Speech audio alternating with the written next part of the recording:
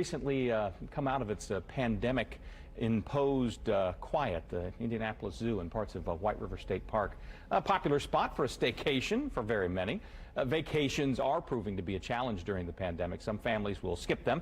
Others plan to go forward. Some have already gone somewhere. Lauren Regardis, our friend from Indianapolis Moms, is kind enough to join us in person this morning. We've been missing you. Thanks for being in the studio. Thank you for having me. Let's go through this sort of point by point, how to vacation both safely and with fun, starting with preparing for it. Yeah, absolutely. And I want to put a caveat. We're not telling you to go or not to go, but these are just tips that that we want families to think about as they're preparing. So I think prior to leaving, once you kind of just settle on a destination and you're thinking about where to stay, hotel, condo, house, be sure to call ahead. Find out how that specific location is operating. What's the capacity of the hotel? What safety precautions are they putting in place? Social distancing, how are they wiping down surfaces? How are they cleaning your room? Those are all important things to know. Then when you get there, it's not like you can say, well, that's what they said was going to happen. I'm sure it'll just be fine. Yeah, exactly. Actually, we just recently got back from a trip. Prior to kind of the recent surge, we kind of got it in, and you see it on social media. People are taking these vacations. But we found out a couple days that they were requiring masks in the county that we visited. We happily obliged, but just be sure to do your research. Know what you're going into and know how they're handling in that specific location.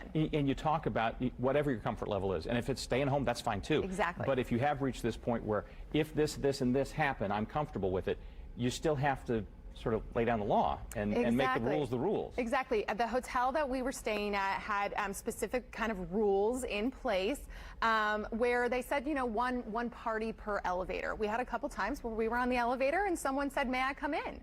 And then it becomes this conundrum of, do I want to look rude or do I want to keep my family safe? Right. So you just kind of need to decide prior to going in how you're going to handle that, what you're comfortable with. You know, is that person wearing a mask? Am I wearing a mask? How am I protecting myself? And then just don't be embarrassed to keep your family safe if that's what you choose. Some thoughts about water fun, pools, beaches. Yeah, and this is something kind of that can carry over to your local park. Sure. But one of the things that we experienced that we didn't even realize was where parents were coming up to us saying, our son or daughter wants to play with your son or daughter. And I apologize, I don't know you, but we're just trying to stay in our own little area. We're trying to keep our distance, and having to kind of have that awkward conversation about, no, they can't play together is tough. But that's the decision we made for our family, and that was what we decided to do. And everybody was very respectful. I don't, you know, while it may have been awkward, everybody took it with, you know, in stride. A lot of us have had the same conversation with best friends, you know. Exactly. Are you comfortable? No, not yet. Are you well, yes, but you're not. So it's certainly not the first time somebody would have to have that conversation. Exactly. Food's an issue. You have to eat. Maybe you were the family that said, oh, we're going out for every meal. Yeah. And maybe a good time to rethink that one. Yeah, yeah. And we decided going in, we're parents, right? We always bring the snacks. Right. We filled a suitcase full of food, whether it was bread and peanut butter to mac and cheese to just your standard chips and applesauce, things like that. So we knew going in that's what we wanted to do.